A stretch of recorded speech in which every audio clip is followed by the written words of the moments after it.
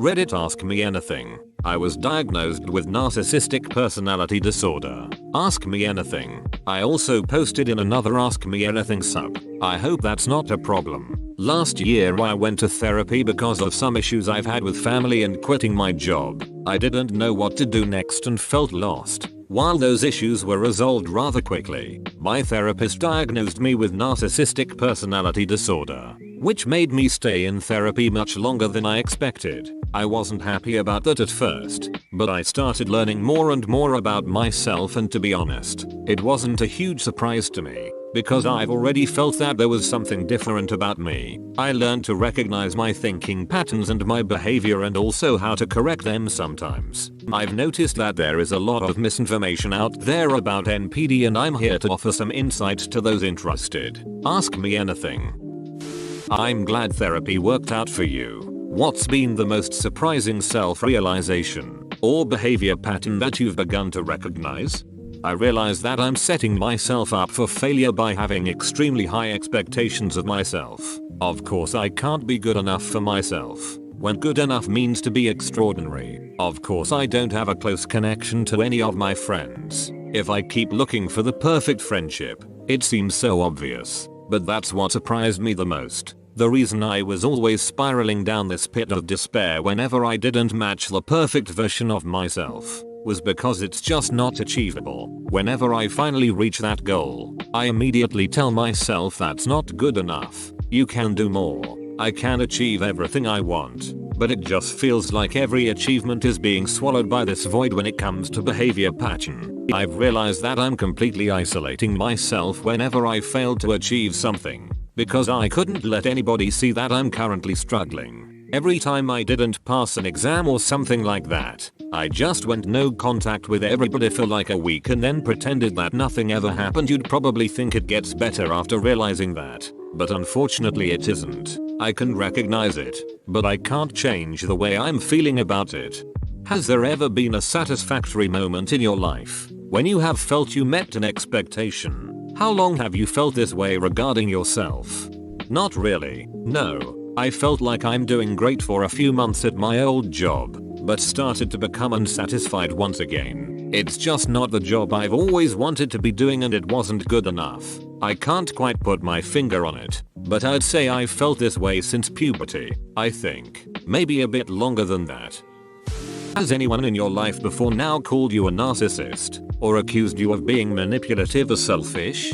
I've never in my life been called a narcissist. I've been called selfish once or twice, I think, which was many years ago. What I've heard quite often is people calling me cold because they catch me not reacting to some sad story or life event of others. That's me being sloppy, to be honest. That's why I'm so against the armchair psychology on the internet. People that are called narcissistic are in most cases not suffering from NPD. I've said it before in a different comment, but what people are recognizing in others is abuse and selfishness. They will not recognize NPD. That's extremely unlikely, not just because it's extremely rare, 0.1% of the population according to my psychologist, but also because there is no guide on how to spot a narcissist. It just simply doesn't exist, and people who've encountered one will most likely not know. Nobody around me knows except for my partner, whom I've told my diagnosis. What is your opinion on mental health professionals? In general, I think they are immensely important, but I had my fair share of bad experiences. I've seen two as a child and as a teenager. Both times I didn't know what I was supposed to be doing there and didn't find it helpful or anything. They also didn't diagnose me. Then as an adult I went to two others. The first one was an absolute disaster and very incompetent in my opinion.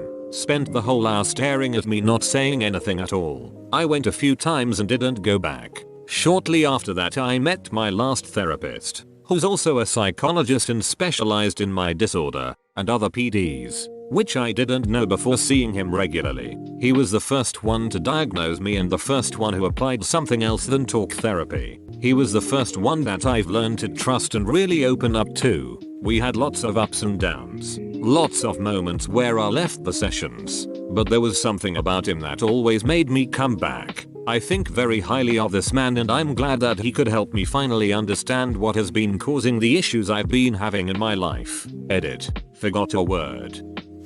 Are you in or have you ever been in a long-term relationship, and if so, how do you feel your recent diagnosis has impacted your romantic life? I've been together with my current partner for more than 8 years now. Before that, I used to leave my partners after usually 3-5 months because it wasn't the perfect relationship that I wanted. My current relationship isn't perfect either. It's far from that, which makes it difficult for me. But my partner understands me and I love them dearly. I know how valuable that is. My diagnosis has impacted my romantic life because it helped my partner understand me better. It also helped myself understanding my thought pattern and behavior. It's now easier for me to see when I'm being irrational. I learned to use cognitive empathy because I lack emotional empathy. I apologize more often when I'm wrong. I recognize it more often when I'm in the wrong. And I word my needs in our relationship differently. Instead of simply saying you do this, I don't like it, I try to explain how it makes me feel and why I'm not happy with something. I try to give my partner the feeling that they're great the way they are. That it's my idealization that makes it so difficult for us. Thanks for your question. I have antisocial personality disorder. I've never experienced love. How would you describe your love? Is it comparable to the love that people without PDs experience? I have no idea if it's similar to the love that other people are feeling. I think I may be feeling love, but kind of numbed, if you know what I mean. I think it's a bit difficult that you ask me, because I have ASPD traits. I'm not fully diagnosed with it, but I checked a few marks because of my criminal youth, etc. You know, those two disorders can sometimes overlap. It's going to sound a bit stupid, but I know that I loved my dog more than anything in the world, and when she passed, my heart was broken and I could feel this pain in my chest. I loved being around her. I'd say that's love. I love my family, but I'm less affectionate than others. I don't know if I ever truly felt romantic love. It often just feels like I enjoy being with them and I like them, but I've gotten used to them being around. It's really difficult to describe. I would say I love my partner. I'm just not sure what exactly that means. Hope you're doing okay with your disorder. I know you guys are dealing with just as much stigma as we are. What do you want people to know about this diagnosis? How would you say can a person deal with someone with this diagnosis? I want people to know that it's a mental health disorder that the people who are diagnosed with it are suffering from. It's not somebody that you can paint as the devil, because they aren't necessarily bad people just because of their diagnosis. There are a-holes with NPD, but there are also a-holes without NPD. I'd want people to know that their comments can be hurtful and harmful, because people with NPD will less likely seek help when they're being antagonized. I think what people could do is listen and try to understand and empathize. I know that we're wired differently. I know that we can be manipulative and do bad things, but we're not evil per se and we're still human. Try treating us like humans. Please stop reading online articles about this diagnosis and start reading scientific papers about it. If you know somebody with NPD, try not to make it seem like they're wrong for who they are, but that they have an issue like everybody else with mental health problems.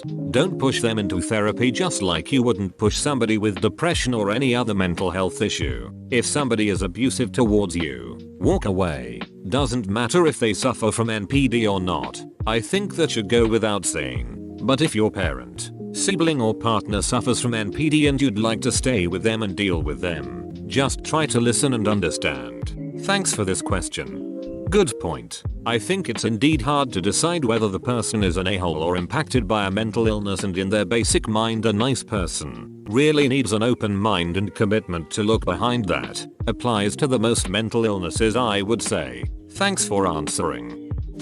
Many have called Donald Trump narcissistic. Do you have any insights? I don't know Trump in person and I'm not a mental health professional. On top of that, it's highly unethical for anybody to attempt and diagnose somebody from afar like that, but I personally think that Trump is somebody who is used to getting what he wants. He's definitely spoiled. I don't think he knows how to handle not getting what he wants, because he simply never had to deal with it. Being spoiled doesn't make somebody having NPD. Just because he claims to have unmatched wisdom, for example, does that mean that he's actually feeling that way? Or couldn't it also mean that Trump at some point in his life heard that being confident makes other people believe in what you say and taking it too far? We can't look inside this person's head. That's why it's so difficult to say. Everybody who claims to know is a moron in my opinion. There is no way you could know as somebody who doesn't personally know him and didn't sit down with him for more than 1 hour. This may be a dumb question, but what are some of the behaviors that you catch yourself doing and try to correct? Is there any specific thing or series of events in your life that you think may have impacted and caused this disorder?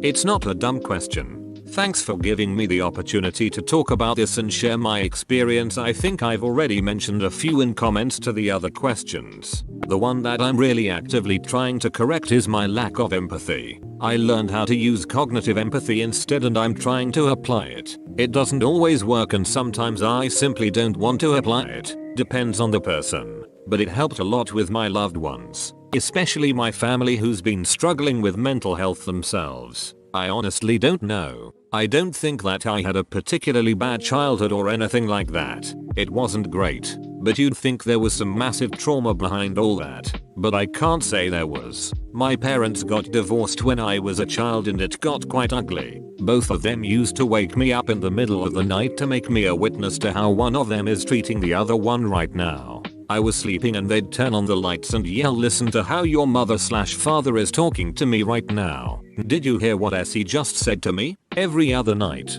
That was quite unpleasant. And when I moved away with my mum, she used to make me believe that it was all my dad's fault, which caused me to lose contact to my dad and my brother for 4 years. I lost all my friends because we moved. Huge part of my family and I was really isolated. I sat in my room most of the time and daydreamed about meeting my favorite bands or becoming a movie director. Something like that. My grades got bad and I started being a little outcast and doing minor criminal things here and there. I also was bullied a lot for a while. But I'd say all of that is nothing too unusual. BTW, my mum apologized for everything she's done and I know now that she did what she did because she was deeply hurt and suffered from mental health issues. I forgave her. I also remember being overly praised whenever I did something creative or passed a test with good grades or for being smart. My parents always acted as if I was the next Stephen King for writing a short story for school. But I got nothing but contempt whenever I wasn't feeling well or not doing well. I honestly think that this might have played a huge role.